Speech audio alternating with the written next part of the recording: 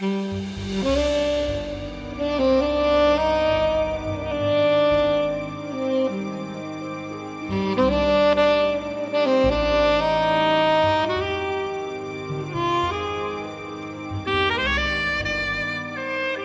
it is. Okay. Oh my goodness, that line is going.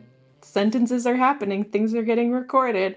Things are happening. Things are happening. That's my alternative to here we are. Here we are. But Chad, here we are. Sort of. You had pointed out that this is actually a 14-month anniversary and not a year, but it's as close as we could get. Yep. We're just on Poirot time, which means I'm 95 years old and you're 13, and it's the year 2012, and it's fine. I think for a long time we've wanted this podcast to be timeless, and it is. Truly. Yeah. We're truly unbound from time. No. Basically what we wanted to do this episode is to say hello to everyone and to say, like, thank you for listening for a year. It's so cool, and we have no plans to stop anytime soon. Like, 33 books, here we come.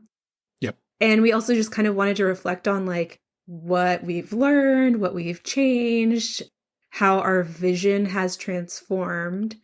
And I think, like, I didn't expect to talk about this so soon in the episode, but you and I have had such cool conversations about what this podcast means to us, what it means as something that a passion project that also we like share with the public.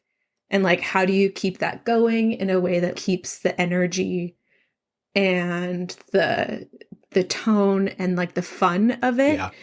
And you had said, and so I'm just repeating it so I can sound cool, but like, you were like, if we start giving ourselves deadlines, which we had thought like, oh yeah, we'll like have this done on this day every single time of the month. You were like, it's going to start to feel like a job, and we are going to start to resent it. And the way we can keep this alive is to actually give it a lot of space. I have a hard time because so much of what I do is deadline driven as like a writer and also a teacher, a college instructor on the quarter system. Every single day feels like I'm constantly trying to meet deadlines. That it's been a really good exercise in like a completely different worldview and mindset when it comes to like producing something.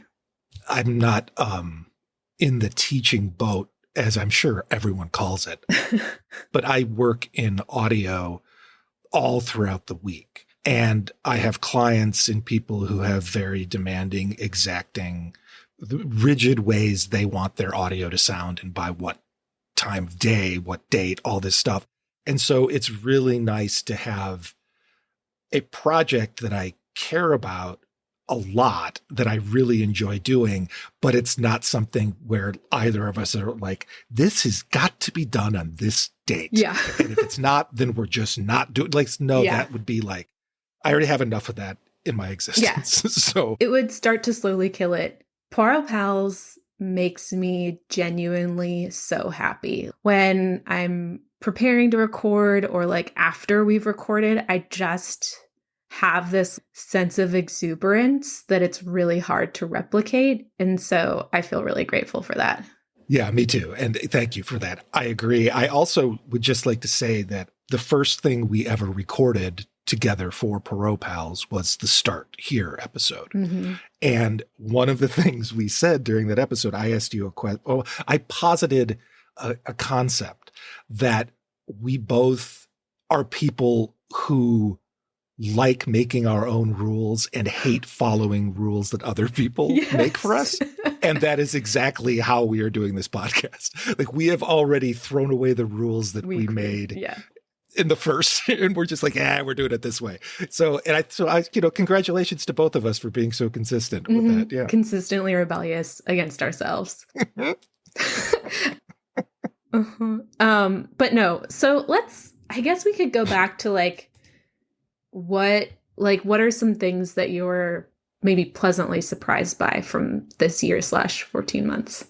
you and I were on a group call with this wonderful poet, and she was kind of asking us what Poirot Pals was about. Mm-hmm. And I mean, at the core of it, you and I don't get to hang out. No. And so whenever we record, it's like, oh, yeah, I'm talking to my close friend, Caitlin, right? Who's like awesome. And I'm not surprised by it, but I like the fact that the friendship is just growing.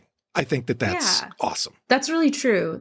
The fun of the friendship and the fun of like talking with someone really silly, I think mixed with Poirot is part of it. It's not just Poirot, poor guy.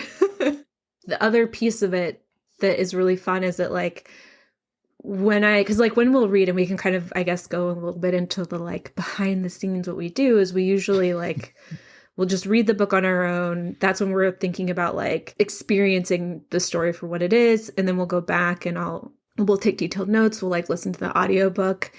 And I have so much fun engaging with the book like that, and like kind of talking, like before you and I talk, kind of like talking to myself and having ideas and making observations and being like, oh my God, I hadn't seen it that way. And like making dumb jokes to myself that I then am like, nobody needs to hear that. Why did I say that? But it's a way of reading that I love. And I think I've only done to that depth when it's been in like an academic or like a serious setting. And something that I love is to be able to do that, but with a sense of like playfulness that I just haven't been able to get in like other more professional arenas. And I just love reading that way. Doing the work that you do where you read, the book and I also listen to them and I take my notes, and I'm also thinking about how things are going to sound audio wise and all these other things. And then to put that much effort into something, and then when it comes time to record, to feel that there are absolutely no stakes whatsoever is amazing. I hadn't thought about it that way. Yeah, I think a lot in like my role as an instructor, I'm like trying really hard to at least sound a little bit like I know what I'm doing. And it's nice to let go of that a little bit. Mm-hmm. And also the freedom of a good edit. Man, some of the half-an-hour episodes that we put together were like 2 hours to begin with. And there's this freedom in being like, say it, just say the thing. And if it sounds really dumb, you can take it out. And it's just the highlights. It's just the funny stuff. We both have a tendency to go off on tangents. What? But we always yes and each other's tangents, even when they're terrible. Like when we have just gone completely off the rails. I'll say something that has no relation to what you've just said. And then you'd be like, exactly. And then you go somewhere. And then eventually we get back to what we talked about. You guys rarely hear that stuff because we take it all out. If one of you is like, oh man, but I love this show, I'd love to hear it. No, you don't. No. Yeah, there's some magic in not knowing everything. And something that's been so cool too is like, I have learned through listening to us, it's just a really interesting opportunity to get a window into how you speak and like how you want to sound and how you're like presenting yourself to the world. Because sometimes you have this idea of like, yes, I sounded really coherent and cohesive. And you and I have been learning how to talk to each other, but in a way that is specific, interesting, and also makes sense for someone else. Right. There is a different way of having a conversation and even just like saying an idea. And you and I have worked on it to the point that we have re-recorded complete episodes. I think we completely redid styles, right? Yeah. Because we listened to the first take and we had fun and everything, but we were like, oh, we need to make some changes. We also redid the pre-read of links. Oh yeah, I forgot that. And to kind of give people an idea of what we're talking about is sometimes you and I will speak in generalities, or we'll be really excited about something and all we'll say is, that is so cool. And I've had to really challenge myself to say something concrete about why it's cool, which I don't think I would have even caught on to unless you're like listening for substance, I guess. It's been a big challenge, actually, to be like, well, wait, why am I having this reaction to something? How can I make someone else connect to it? Yeah, this is a brand new, in a way, like I've been recording and doing podcasts and comedy and all this other crap for a long time.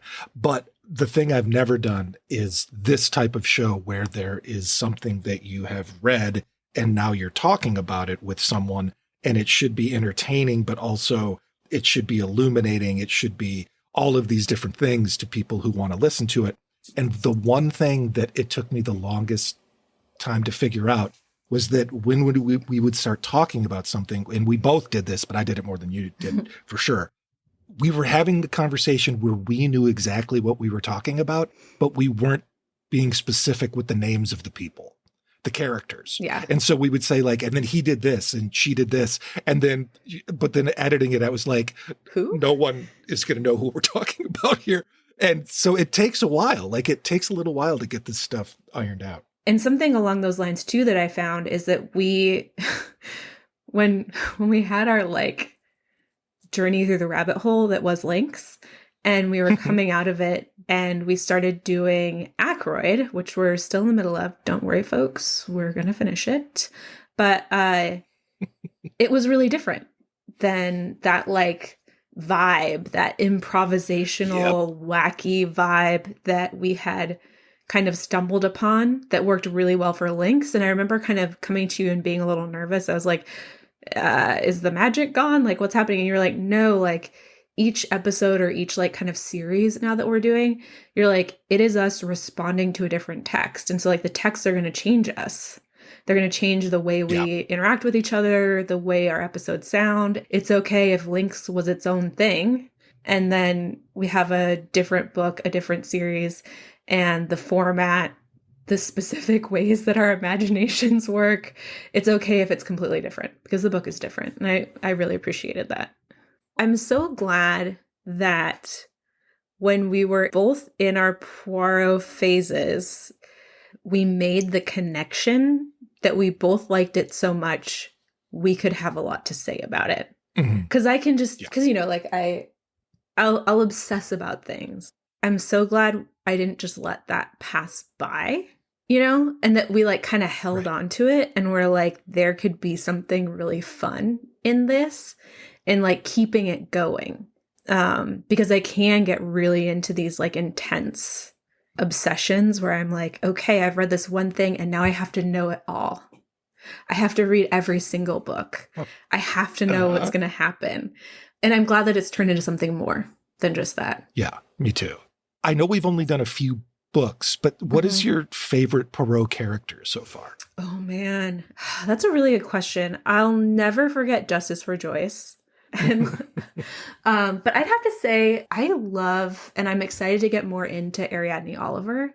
She is always so fun when she shows up in books. I like that she's that stand-in for Agatha Christie. I like any time that people are smart, but their social facing persona is kind of flippant or something that people easily dismiss. And I think she's such a good pairing for Poirot because they're both that way. How about you? I thought about it a little bit, and I came to the shocking conclusion that I really miss Hastings.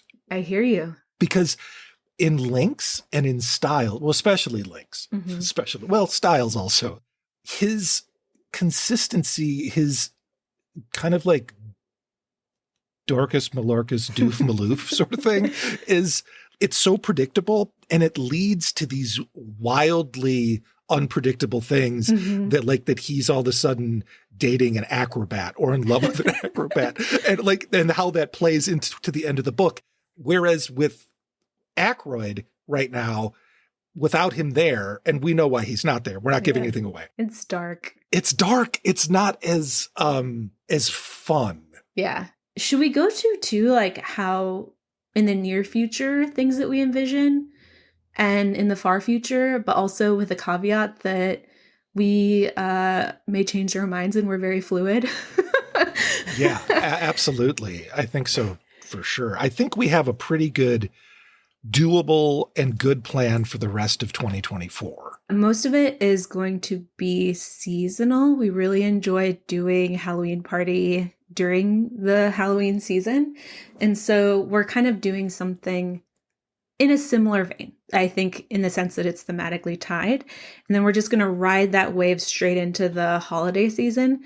And we're going to give you a holiday themed Poirot experience, which I am so excited for. This episode is what our podcast hosting people is called a bonus episode. Yeah. And also the Halloween episode, what we're doing this year, will also be considered a bonus episode. While we're doing all of this other stuff, we will be finishing Ackroyd. We are going to finish that book. Yep. What we keep doing is we're like, we all know the ending. How long can it take? And then we look at how many chapters we have and all the like layers of the onion that we have to like unpeel. And we're like, oh boy, this is going to be another couple episodes, which is fine. And that's actually something too that we've learned is like, it's okay if things take a really long time. And we've kind of, that expansiveness that we've allowed our schedule, we've also just kind of allowed for like how much we feel like we want to talk about a book. And really, we're surprising ourselves every time. Every time we're wrong. We're like, this is going to be so fast. And then we're like, but we want to talk about the gold ring in the pond and like the jackets, and one was too short. And we have to, so like, we're also still learning, I guess, like how to read and how to read with the podcast in mind. And we're going to continue figuring out what that even means. I think this is a sign, like a testament to Agatha Christie too, who we really haven't talked about this much in the episode, but like the fact that her books can continue to be entertaining, and fun and surprise us, even though we're on like the third or fourth pass, is I think a testament to the quality of these books and why these books are standing out to us as ones that we want to talk about, ones that we want to dedicate ourselves to, is because there is something kind of intoxicating about them. I feel like the more and more we go, these stories have these like delicate structures, and we're like, well, we can't just look at one part or else like it'll all fall apart, or else we're not really looking at this whole thing. And you and I are like trying to figure out how to like articulate this like architecture that she's put together. And it's challenging and it's fun, but it is like, we're like just slowly trying to like, I'm going to mix my metaphors, but like kind of untangle this knot, but in a way that makes sense, is expedient, and also that people want to listen to. It's obvious that she also loves playing with the format of a mystery. Oh, yeah. She seems like she probably gets pretty bored with just the straight up Sherlock Holmes Watson type of vibe, right? And so she's not just playing with characters and language, she's playing with the complete structure of what a mystery is. And that has been something that has really surprised me and is endlessly fascinating. Maybe we could talk a little bit. Well, okay, I have two things. This is unplanned, but I do think listeners, something that we were so pleasantly surprised by is how many people are listening. So thank you. That's so cool. I am shocked. I am too. So wow. So thank you. And also, we've been hearing from some people who are just mostly, and it's been so great and also a little terrifying because people are like, when's the next episode coming out? And we're like, okay, we got to do it. We know it's coming. Or we're like in the middle of recording it. But I'm just curious to hear from listeners what they enjoy from this and what they want more of beyond maybe just like a million podcast episodes. Like we'll get there. Right. Yeah, just like what's working for them or ideas that you have. As much as you and I feed off of each other, I think that there's like an exciting next step of maybe like seeing what listeners are also doing and thinking, and just, So I think there's a chance to like open that up. I do think we have some like things that we're scheming that maybe if we say, we can always cut it out, but also we can like manifest by saying them out loud. Yeah. You have been working on possibly doing some kind of YouTube with video. Do you want to talk about that? We really want to use YouTube to like post some of the episodes or post the episodes. But the real thing we want to do is have special Poirot Pal events on YouTube, like certain recordings.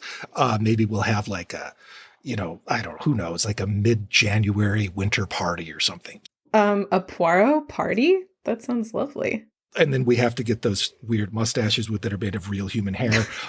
Like that type of thing where there's a visual aspect to it also. If you get a couple handfuls of people or 20 people in the chat room, you can answer questions. We can just have a lot of fun. I like that. I think we're just looking for ways to, have more moments to interact. We are thinking about ways to like monetize special things that people could get. So if we could make Poirot Pals a larger chunk of our lives with some help from money, basically. We're thinking about ways to do that. But it's true. It's the reality. It is the reality. I also would love to do something with a live show at some point in the future in either Chicago or Seattle or Atlanta. Those are the places. And it could be a live show. I don't know how our actual podcast translates to a live show. So we could also, instead of that, get people together that we want to perform with and do like a read of a short story that'd be so fun. Or something, or I think that would be really fun. Yeah. So tell us what you want to see. Also Seattle, Atlanta, Chicago people, the more we hear from you, the more we can be yes, we can have a place that fits this many people. So that would be so awesome. Also, this reminds me of, there are some consistent listens from just very specific places. And I just want to say, we notice you. So hello, listener in Naples. We have a listener, a lot of the Orkney Islands. What's up? Do you guys have a little fan club, book club meetup? I don't know, but there are a lot of you. Where are our other regulars? Australia. I will also say that for good reason, without getting into too many specifics, our listens this past year in the UK went up. Yeah, thank you. Now that a certain person is back, they're still up. Oh, that's exciting. Which is great. Yeah. So thank you for listening. It's always cool to see all of the different places in North America and all over the world that people are finding our podcast. It's great. Yeah. Sometimes I'll be my voice was just in someone's ear, driving through Sydney, Australia. And I'm just what in the world? So thank you.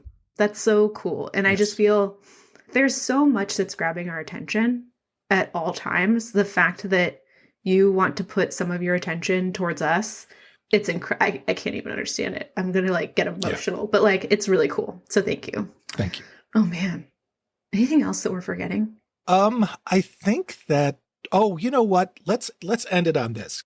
I don't know how many different versions of Poirot you have seen in your life, but what is your favorite version? And this can also include the version of Poirot that's in your head when you're reading the books. Yeah, that's true. Okay. I really like who's the guy who plays Hastings in the BBC?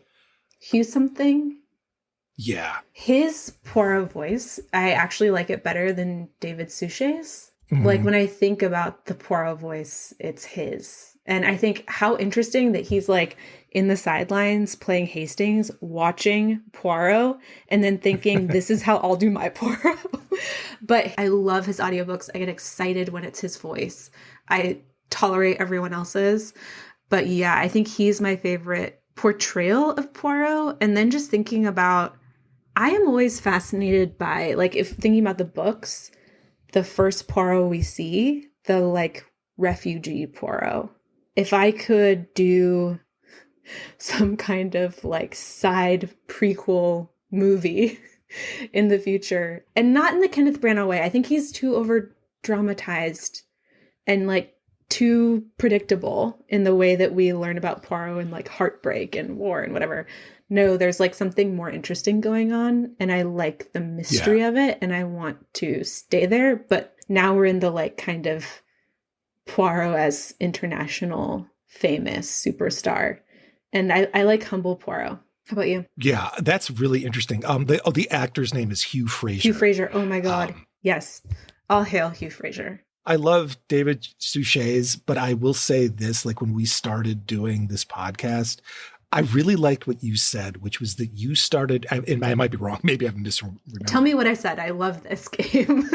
You had started reading it before you had really seen any of the screen adaptations. So you're creating your Poirot in your head purely from what you're getting from Agatha Christie. Yeah. And as much as I love David Suchet, I really wish I would have had that opportunity. Yeah. Because when I read the books, I see Suchet in my brain. So yeah, that's so true. And I think that's why I've been a bit of a purist about not watching the adaptations, which is funny because so many people I know Poirot through the TV show.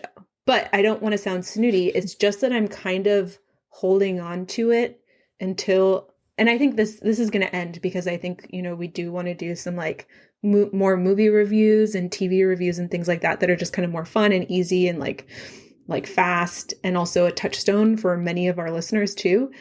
I don't want to like break that dam yet. And I know it'll happen. And I mean, I've watched all the Kenny B ones. Yeah, Kenny B. Mm-hmm. But maybe he looks so different though, that I think it's when you get into Suchet, which he looks more like our beloved Egghead, that yes, that proximity, it can kind of just blur. Yeah, and I mean, it's not like a tragedy that I can't picture Poirot, but it is. Sometimes I'm like, oh, that would have been cool. Is Suchet your guy then? Oh yeah. I like Suchet because he does that thing that I like, where it's not always the most positive portrayal of the man. And I like that. Wow. A year. I'm really excited to see what happens when we talk to each other in a year / whatever many months, and what things have changed, what things we've done, what things we've let go of. I'm going to put on my calendar the 2-year anniversary Poirot Pals episode comes out in January of 2026. So, oh my God. No, I think we can do it. I think we can latch ourselves to time and space. Sure. I mean, we haven't yet. And we oh my God. Which I love. Yeah. I love it. Yeah. So, yes. So happy 1 year. That was amazing, Caitlin. Oh my God. I had the best time. Also, thank you again to everyone who's listened and has been listening. Thanks for liking the podcast so much that you're like, I'm going to message them. It is so exciting to hear from people in a way that I'm like, I don't want to share how exciting it is because I'll sound desperate. But no, it's just very cool to be like, there are people out there. They're not just like a little number that we see in our stats. It's like people who are invested and who are excited, just as excited about this as we are. How cool. Okay. Well, I'll see. I guess see you at the end of Ackroyd.